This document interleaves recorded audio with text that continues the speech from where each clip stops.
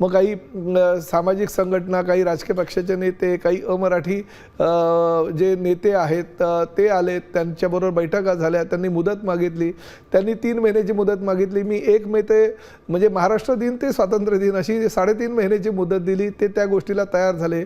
मग मराठी शिकवायचं कोणी? तर कोकण मराठी साहित्य परिषद, मुंबई मराठी साहित्य संघ ह्या साहित्यिकांना आमंत्रित केलं। त्यांनी आनंद व्यक्त केला की चला आम्हाला ह्या मराठी पूर्ण अस्मिता आहे आणि ती मराठीची यशोगाथा जी आहे ती आपण जगभर पोहोचवतो, आपण महाराष्ट्रात का पोहोचू शकत नाही? त्यांनी 160 वर्ग उपलब्ध करून दिलेत। 1800 शिक्षक ह्या राज्यामध्ये विविध जिल्ह्यामध्ये 36 जिल्ह्यामध्ये जाऊन त्यांनी तैनात केले।